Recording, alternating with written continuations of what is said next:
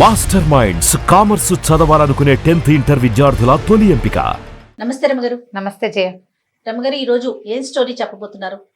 భక్తి భక్తిని గురించిన ఒక కథ చెప్తాం. ఓకే, అంటే భక్తిని పెంపొందించటమా? పెంపొందించడం కాదు, అసలు భక్తి, నమ్మకం, అపనమ్మకం, భగవంతుడిని తెలుసుకోవటం, తెలుసుకోకపోవటం, ఆ, జ్ఞానికి అజ్ఞానికి ఉండే వ్యత్యాసం ఓ ఏమిటి? ఇంట్రెస్టింగ్ అండి. విషయం ఇంట్రెస్టింగే, కథ కూడా చాలా ఇంట్రెస్టింగ్గా ఉంటుంది. చెప్పండి. ఇప్పుడు చాలా కాలం క్రితం పల్లెలు వాట్లల్లో పెద్దగా దేవాలయాలు అవి లేని ఊళ్ళు ఉండేవి వరకు. ఇప్పుడు ప్రతి పల్లెకి బోల్డని దేవాలయాలు, చిన్న చిన్న ఊళ్ళల్లో కూడా పెద్ద పెద్ద కట్టడాలు అవన్నీ ఉన్నాయి. కాదు రమగారు, ప్రతి గ్రామానికి ఒక రామాలయం అంటారు కదండి. రామాలయం అంటే ఒట్టిగా మండపం, ఒక మందిరం లాంటిది. రాముల వారి విగ్రహాలు, ధూపదీప నైవేద్యాదులు అవి ఏముండవు. ఇప్పుడు మా ఊరుందా, మా ఊళ్ళో ఒట్టి రామభజన మందిరమే అది. రామాలయం అంటే సీతారాముల లక్ష్మణుల విగ్రహాలు, ఇవి షోడశోపచారాలు చేయటాలు అవి చాలా తక్కువే చేయ. భజనలు ఉండేవి, రామ్ భజన చేస్తారు. మాకు 2 రామ్ భజన మందిరాలు ఉండేవి. ఇప్పుడు కూడా అవే రామ్ భజన మందిరాలు ఉన్నాయి. అక్కడ విగ్రహాలు ఏముండవు, ఏమి లేదు. 2 పటాలే, అక్కడో పటం ఇక్కడో పటం. ఇక్కడ కొన్ని జాతుల వాళ్ళు ఇక్కడ, కొన్ని జాతుల వాళ్ళు అక్కడ చేసుకోవడం. ఇప్పుడు ఒక మహాలక్ష్మి అమ్మవారు, మా ఊళ్ళో అమ్మవారు వెలిసిన ఒక దేవాలయం ఉంది, మా వాళ్ళు కట్టింది అంతే. ఇది కూడా దేవాలయం అంటే పెద్దగా మనకి గోపురాలు అవి ఉన్నది ఏం కాదు. ఒక భక్తికి ఒక సులువైన మార్గం అంతే. భగవంతుని తలుచుకునేందుకు సులువైన మార్గాలు. ఇప్పుడు పల్లెటూళ్ళల్లో, కొండ కోణల్లో ఎక్కడుండేవి దేవాలయాలు? ఉండేవి కాదు. అయితే ఏమైంది, పూర్వం చాలా కాలం క్రితం ఒక పల్లెటూరికి ఆనుకుని ఒక కోయ జాతులు కొండవాళ్ళు ఉండే ఒక పెద్ద అడవి ఉండేది. పల్లెటూళ్ళలో ఏదో సామాన్య పాఠక జనం ఉండేవాళ్ళు, 4-5 బ్రాహ్మణ కుటుంబాలు కూడా ఉండేవి. ఏదో ఎలాగోలాగా అప్పుడు ఏంటంటే కొద్దిగా చారెడు భూమి ఉంటే ఏదో దున్నుకుని వచ్చిన వడ్లతోటి అన్ని మారకపు రోజులు, వస్తు మార్పిడి రోజులు. అలాగే ఏదో బతికేవాళ్ళు. పెద్దగా డబ్బులు గిబ్బులు అన్ని చోట్ల డబ్బు ఉండటము, ధనంగా ధనికులు భూస్వాములు ఉండే రోజులు కావు అసలు అవి. ఒకవేళ ఉన్నా ఎక్కడో పెద్ద ఊళ్ళల్లో ఉండేవాళ్ళు. ఈ పల్లెల్లో వాట్లలో ఏదో ఉంటే పొలాలే తప్పిస్తే డబ్బున్న వ్యవహారం ఏమీ కనపడేది కాదు. అయితే ఈ పల్లెటూరును అనుకుని మొన్న అడవి ఉంది కదా, అందులో కొన్ని కోయా కొండ జాతుల వాళ్ళు ఉండేవాళ్ళు. అయితే ఏమైందట, ఓ సంవత్సరం బాగా వానలు పడి పైనుంచి ఒక సెలయేరులో కొన్ని దుంగలు అవి కొట్టుకొస్తాయి కదా, అట్లా. అవునండి. చెట్ల కొమ్మలు కొట్టుకొస్తాయి, దుంగలు కొట్టుకొచ్చేస్తాయి. వానకి మొదలు కదిలిపోయి చెట్లు పడిపోతాయి, అదంతా కింద కొట్టుకొచ్చేస్తుంది. అట్లా కొట్టుకొచ్చిన వాటిల్లో ఒక అంత పెద్ద చింతమొద్దు దొరికింది వాళ్ళకి. చింతమొద్దు దొరికితే అది బాగుంది అనుకున్నారు. ఇప్పుడు మిగిలిన చెట్లు అన్నీ ముక్కలు చేసి పెట్టుకున్నారు. ఈ చింతమొద్దుని మామూలుగా ఏం చేస్తారంటే చింత కానీ, వేప కానీ, మామిడి కానీ నీటిలో బాగా నాననిస్తారు. దాన్ని ఏదో అంటారు, పేరు గుర్తు రావట్లేదు. దీన్ని ఏంటంటే దాని లైఫ్ పెరుగుతుందనమాట. నీటిలో నానిన కొద్దికి గట్టిదనం వస్తుంది చక్కకి. తర్వాత దాన్ని ఆరబెట్టి దాంతో ఫర్నిచర్ చేసుకుంటారు. సీజనింగ్ అంటారు. సీజన్డ్ వుడ్ దాని పేరే అది. ఆ సీజనింగ్ ఏంటంటే నీళ్ళలో పడేసేయటం అనమాట. నిద్రగన్నేరు చెట్లు కూడా కొట్టేసి పెద్ద పెద్ద దుంగల్ని చెరువుల్లో పడేస్తారు. పడేసి కొంతకాలం బాగా అది నానిన తర్వాత దాని లైఫ్ పెరుగుతుంది. ఆ చెక్క లోపల ఇంక్లూషన్స్ ఉంటాయి, వరుసల్లో లోపల ఆ తెరలు అవన్నీ ఫిక్స్ అవుతాయి అన్నమాట. దానికి బిగు వస్తుంది ఆ చెక్కకి. అట్లా ఈ నీళ్ళల్లో నాననిచ్చారు. ఆ చింతమొద్దుని ఒకరోజు పగలేద్దామని దాన్ని తీసుకొచ్చి బయట పెట్టుకున్నారు. బాగా ఆ మాత్రం ఎత్తుగా ఉన్నది, బాగా మంచిది. ఇట్లా కావలించుకుంటే ఒక పెద్ద 2 బలాఢ్యులు అట్నుంచి ఇట్నుంచి పట్టుకున్నా వాళ్ళ చేతులు కలవనంత పెద్ద దుంగ అది. 2 బలమైన వాళ్ళు 2 చేతులు అట్నుంచి ఇట్నుంచి కావలించుకుంటే బాగా ఆ మాత్రం కైవారం ఉంటుందా, అంతకంటే ఎక్కువ. అంత పెద్దది, అంత పెద్ద దుంగ. అంత పెద్దదంటే చాలా మంచి వస్తువులు అవి బాగా తయారవుతాయి అని భావించారు. అయితే ఏం చేశారు, నీళ్ళ నుంచి బయటపడేసరికి కొద్దిగా ఆరాక దాన్ని పగలేయటానికి కొట్టేసరికల్లా ఏమైందంటే దానికి బార్క్ లాగా ఉంటుంది కదా, అది ఏమంటారు మన బెరడు, అది ఊడిపోయి దుంగ కొంచెం పక్కకి వాలితే కింద అది పగలగొట్టడానికి దుంప దిగింది. ఒక కుర్రాళ్ళు కొంతమందికి నేల మీద పడుకున్నారు. ఒక కుర్రాడు నేల మీద పడుకుని ఇట్లా అలా చూసేసరికి ఆ దుంగకి ఇవి చెక్కల్లో ఒక రకమైన తెరలుగా ఒక డిజైన్ లాగా ఉంటుంది కదా, ఆ డిజైన్ ఎలా కనపడిందంటే దాని మీద ఉన్నది ఆ దుంగకి 2 కళ్ళు ఉన్నట్టు కనపడింది వాడికి. ఓ ఇది చూస్తోందిరా అన్నాడు. చూడడం ఏమిటి, దాన్ని నిలబెట్టారు. చూస్తే ఇట్లా నిలువుగా ఉన్న దుంగకి ఇట్లా 2 కళ్ళల్లే కనపడ్డాయి. అప్పుడు వాళ్ళు ఏమనుకున్నారు, ఎంత కొట్టినా కసుగందల చెక్క ఎక్కడ, బెరడు మాత్రం ఊడిందంతే. చూస్తుంటే వాళ్ళకి సంతోషం వచ్చేసింది. ఈ దొంగని ఇది జేజి అని భావించారు. భావించి ఏం చేశారు, ఆ చెరువు పక్కనే ఎక్కడ సెలయేరు ఎక్కడ కిందకు వచ్చిందో దానికి కొంచెం పక్కగా ఆ తడి ఇవక లేకుండా చూసుకుని ఓ చోట నిలబెట్టారు. నిలబెట్టి బొట్టు పసుపు రాసి బొట్టు పెట్టుకున్నారు. అక్కడి నుంచి ఆ దొంగని జేజిగా భావించి రోజు దండం పెట్టుకోవటం మొదలుపెట్టారు. పసుపు రాసేవాళ్ళు, బొట్టు పెట్టేవాళ్ళు. ఏదో శుక్రవారాలు శనివారాలు ఏమీ తెలియదుగా వాళ్ళకి అమాసలు పుణ్యాలు తెలుసు, కార్తెలు తెలుసు. ఆ ప్రకారంగా అప్పుడు ఆ కార్తెలు అమ్మవారికి చేయవలసిన కొలుపులు ఈ దొంగ జేజికి చేసుకునేవాళ్ళు వాళ్ళు. అయితే ఒకనాడు ఈ పక్కన పల్లెటూళ్ళలో బ్రాహ్మణ కుటుంబాలు ఉన్నాయి కదా, ఈ పల్లె నుంచి ఒక ఆయన అటు దారైపోతూ చూసి ఇట్లా నిలబడి ఉన్న అమ్మవారిలో ఒక శక్తి ఆయన ఆకర్షించింది. ఆ నేత్రాలు కూడా చూస్తున్నట్టుగా కనపడ్డాయి. వీళ్ళు పైగా చక్కగా పసుపు రాసి బొట్టు అది పెట్టేసరికి పైన బొట్టు కింద నేత్రాలతోటి చాలా ఆకర్షణీయంగా కనపడింది. ఆయన ఏమనుకున్నాడంటే ఏదో శక్తి వెలిసింది ఇక్కడని రోజు దీపం పెట్టేవాడు. ఏం పెద్ద విశేషం ఏం లేదు, వచ్చి దీపారాధన చేసేవాళ్ళు. ఏదో పండో ఫలమో పంచదారో పట్టుకొచ్చి పెట్టేవాడు. ఈ పల్లె వాళ్ళు ఉన్నారుగా కొండవాళ్ళు, వాళ్ళు కూడా ఏదో పెట్టేవాళ్ళు తెచ్చి. అక్కడి నుంచి కొలుపులు అంటే వాళ్ళు ఏవో బలేసేవాళ్ళు, ఆ బలులు వేస్తుండేవారు. ఏం చేశారు, క్రమంగా 4 నిట్టాళ్ళు పాతి చుట్టూతా ఒక దడిలాగా కట్టారు. వానకి అది తడిసిపోకుండా, ఎండ క్రమంగా దొంగ కదా పాడవుతుందని భావించి ఓ చిన్న తాటాకు పందిరి, దాని కింద ఈ జేజి.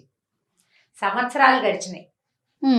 ఈ కొండవాళ్ళు కోయవాళ్ళు అంటే అయ్యోరు రోజు రోజు పూజ చేస్తాడు కదా, అందుకని ఏం చేసేవాళ్ళు, ఈ అడవిలో పండిన వెదురు బియ్యము, పప్పు, ఉప్పు, బెల్లం వాళ్ళు మారకల్లో తెచ్చుకునేవాళ్ళు. అయ్యవారికి కూడా ఏదైనా ఇవ్వాలని భావించేవాళ్ళు. భావించి ఈయన కొద్దిగా సమర్పించేవాళ్ళు. డబ్బులు ఏం లేవు, కానీ భోజనానికి మాత్రం ఏర్పాటు జరిగిపోయేది బ్రాహ్మణుడి. ఆయన రోజు వాన వంగుడు చలికాలం ఏదైనా సరే రావడం, ఖచ్చితంగా ఉదయకాలం దీపారాధన చేయటం నియమం. దీపం పెట్టేవాడు ఖచ్చితంగా. ఆ దీపం పెట్టడానికి ఓ ఏర్పాటు, అది ఆరిపోకుండా చుట్టూతా దడి ఇన్ని ఉన్నాయి కదా, ఇలా గడుస్తూ ఉండేది. చాలా కాలం ఇలాగే గడిచిపోయింది. ఆ దారిపోతూ ఓ దండం పెట్టుకోవటం. పల్లె వాళ్ళంతా రోజు ఏం చేసేవాళ్ళు, వెళ్ళేటప్పుడు దండం పెట్టుకునేవాళ్ళు, వచ్చేటప్పుడు ఇంత దొరికింది, నీ పొద్దు నేను చూసి దండం పెట్టుకున్నావు, ఇది దొరికింది. పొద్దు నేను చూసినా ఏమీ దొరకలేదు. ఆ రెండు, ఒకటేమో సంతోషంగా చెప్పేవాళ్ళు, రెండోది కంప్లైనింగ్గా చెప్పేవాళ్ళు. మర్నాడు నిన్న అడిగాను కదా ఇవాళ దొరికిందని సంతోషించేవాళ్ళు. ఏముంది, భక్తి మూఢత్వం అంతే. దొరికే నాడు దొరుకుతుంది, దొరకని నాడు దొరకదు. దానికి అమ్మవారు చేసేది వీటికి ఇది ఏమీ లేదు, కానీ అలా నమ్మకం అనమాట. అయితే కొన్నాళ్ళ తర్వాత ఏమైందంటే, ఇది 12-13 సంవత్సరాలు నడిచిపోయింది. ఒకరోజు మంచి వర్షాకాలం, ఈయన దీపారాధన చేయడానికి వాన వేళనే వచ్చాడు. రోజులాగా తెల్లవారే ఒక రవ్వ లేట్ అయిపోయింది. ఇతను వచ్చేసరికల్లా ఆయనకి ఎట్లా కనపడిందంటే, దూరం నుంచి ఒకడెవడో ఒక గుర్రం కట్టేసింది కింద. ఈ అమ్మవారి తాలూకు తాటాకుల పాక దగ్గరే ఒక గుర్రం కట్టుంది. గుర్రం బాగా తడిసిపోయింది, ఎప్పటి నుంచో వానలో తిరుగుతోంది. ఒక మనిషి అక్కడ నుంచుని ఉన్నాడు. దూరం నుంచి చూస్తే వాడి పెద్ద ఆజానుబాహుడు, కటువుగా ఉన్న రూపం. వాడి బట్టలు అవన్నీ ఎలా ఉన్నాయంటే మొరటుగా ఉన్నాయి. ఆ రోజుల్లో గుర్రాలు అందరి దగ్గర లేవు, బందిపోటు దగ్గర దొంగల దగ్గర మాత్రమే ఉంటాయని చెప్పుకునేవాడు. వీడెవడో బందిపోటు దొంగ. వాడు అమ్మవారితో ఏదో అక్కడ నిలబడి మాట్లాడుతున్నాడు. ఇటు వచ్చి వెనక్కి వచ్చాడు. అమ్మో వీడు వచ్చేస్తున్నాడు అని చెప్పి ఆయన దగ్గరికి వెళ్ళకుండా దూరంగానే చెట్టు చాటును నిలబడ్డాడు. వాడు ఏం చేశాడు, ఆ గుర్రానికి కట్టి ఉన్న సామాన్లలో ఒక గొడ్డలు తీసుకెళ్ళాడు. గొడ్డలు తీసుకెళ్ళి ఆ గొడ్డలతో ఆ చెట్టుని నరకబోయాడు. ఆ జేజిని, ఆ దుంగని నరకబోయాడు. నరకబోయేసరికి ఆ దుంగల నుంచి ఒక ఆవిడ బయటకు వచ్చింది. అదంతా ఈ బ్రాహ్మణ ఆయన చూస్తున్నాడు. ఇక్కడ ఏం జరిగింది, ఇతను ఒక బందిపోటు దొంగ. 4-5 రోజులుగా దారులు కాచి సంపాదించడానికి ప్రయత్నం చేస్తున్నాడు. ఏ అవకాశము అతనికి కుదరలేదు. పోనీ 4 కట్టెలు కొట్టి ఇంటికి పట్టుకెళ్తే ఇంట్లో వాళ్ళు కాస్త కలుగంజో తాగుతారంటే, వర్షాకాలం వాన విపరీతంగా, ఎక్కడా కట్టె లేదు, ఏమీ లేదు. ఇంట్లో ముసలి తల్లి ఉంది, కడుపుతో ఉన్న భార్య ఉంది, 1-2-3 చిన్నపిల్లలు ఉన్నారు. వాడికి ఆహారం అవసరం ఇంటికి. దొంగే వాడు ఇదంతా చూసి ఎక్కడ అడవిలో దొరక్క తిరిగి వెళ్ళిపోతూ ఈ దుంగను చూశాడు. ఈ కట్టడంలో ఉండి ఏమి తడి అంటూ అంటకుండా ఉన్నది, దీన్ని పగలేసి సగమైన గుర్రం మీద మోసుకెళ్ళిపోతే ఓ సంచి తెచ్చుకున్నాడు. గోన్ సంచి కూడా ఉంది వాడి దగ్గర. తడవకుండా పట్టుకెళ్ళిపోతే పట్నం పట్టుకెళ్ళి అమ్మేసుకోవచ్చు, ఇంట్లో వాళ్ళకి 4 నూకలు వస్తాయి, కాస్త 4 నూకలు కొనుక్కోవచ్చు. ఆ ఉద్దేశంతో అతను ఏం చేశాడు, ఇక్కడ ఏమి ఆ వస్తువు దొరికింది ఏమీ లేదు, పూజ జరుగుతోందని తెలిసింది, కానీ పూజ ఏమిటి దుంగకి, తను చేయడు ఆ పూజ, జస్ట్ చూశాడు అంతే.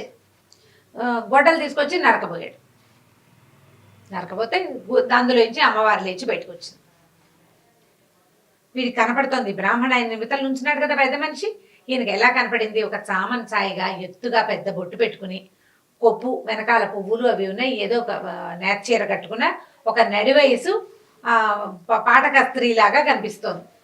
కానీ ఖచ్చితంగా దొంగలోంచే వచ్చింది. ఓ అప్పుడు ఆవిడ ఏం చేసింది?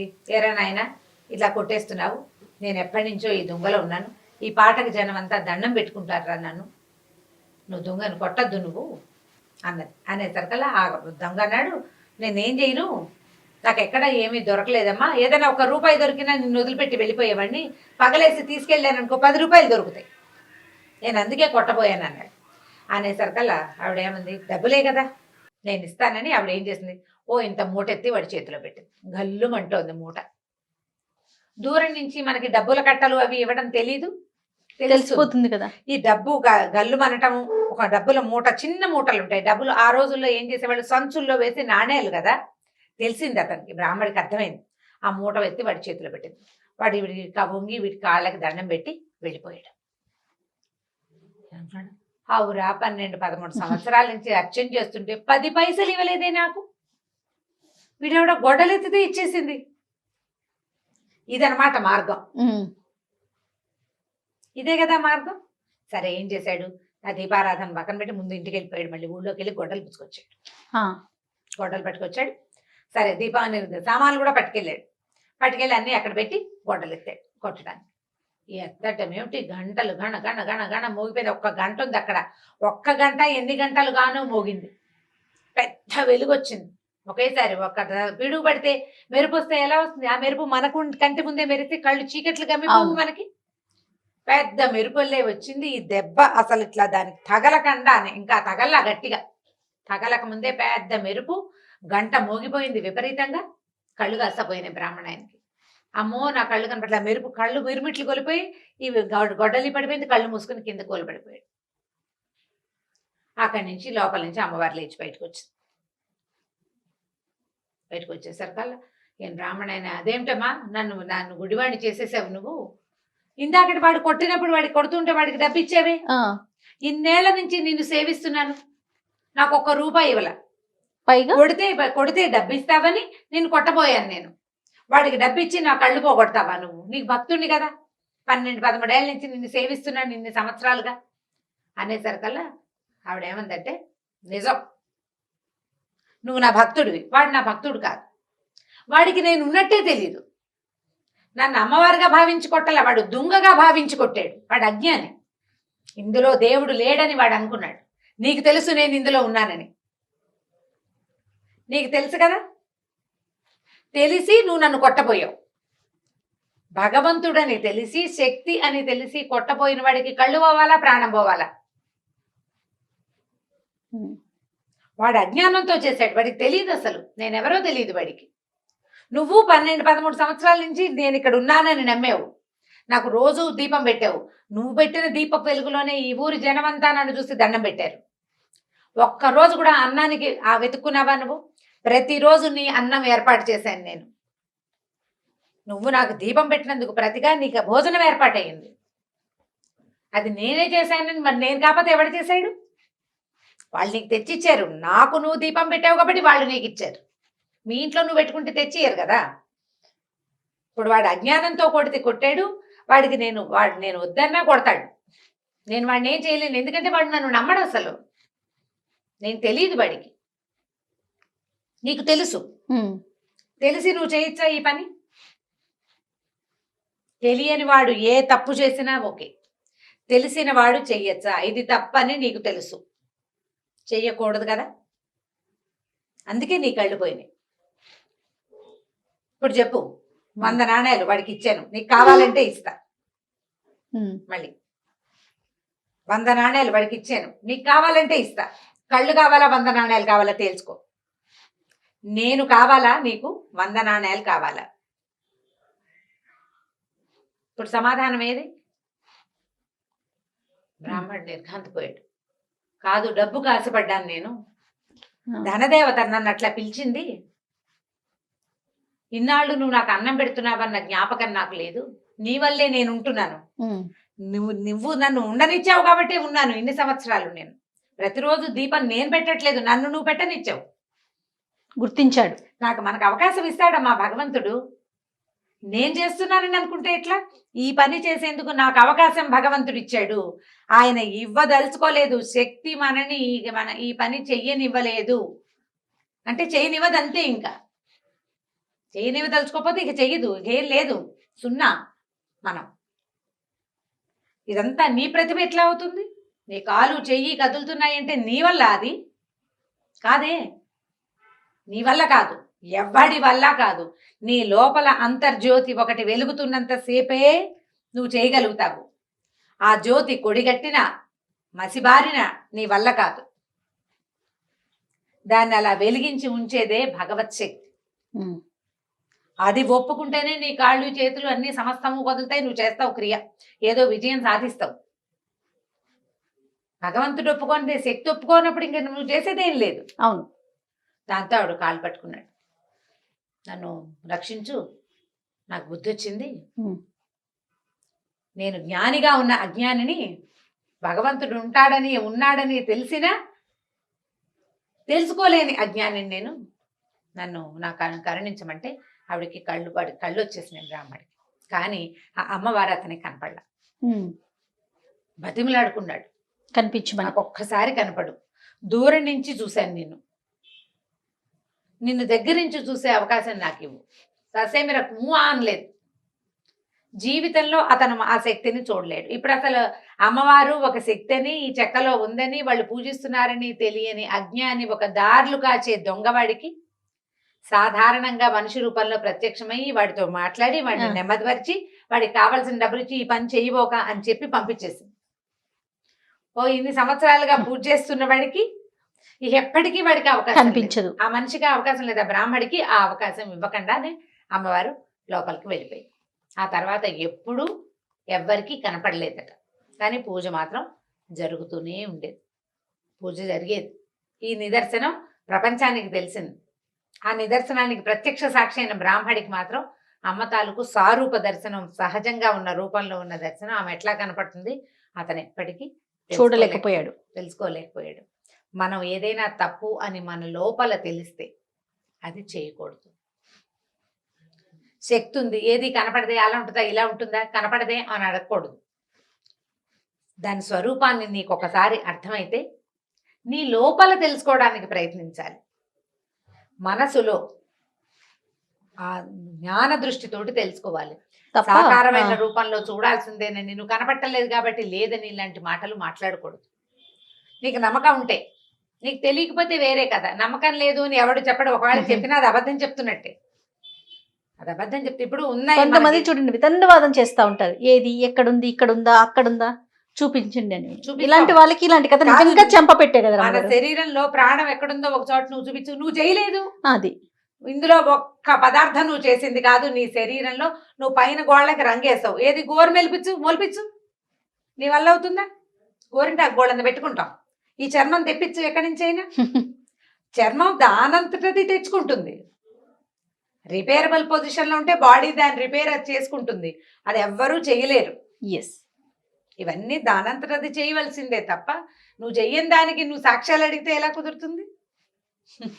చాలా బాగుంది రమ్మగారు, కథ మాత్రం చాలా అద్భుతంగా ఉంది. అదే నేను చెప్పట్లా, వితండవాదం చేసే వాళ్ళకి నిజంగా చెంపపెట్టు లాంటి కథలు ఇలాంటివన్నీ కూడా అద్భుతంగా ఉంది. పిల్లలకి చెప్తానికి బాగుంటుంది, పెద్దవాళ్ళు తెలుసుకో ఇంకా బాగుంటుంది. రైట్ అండి, నమస్తే. నమస్తే. ఈ వీడియో కనుక మీకు నచ్చినట్లయితే లైక్ చేయండి, షేర్ చేయండి. మరిన్ని ఇంట్రెస్టింగ్ వీడియోస్ కోసం మా ఛానల్ని సబ్స్క్రైబ్ చేసుకోండి.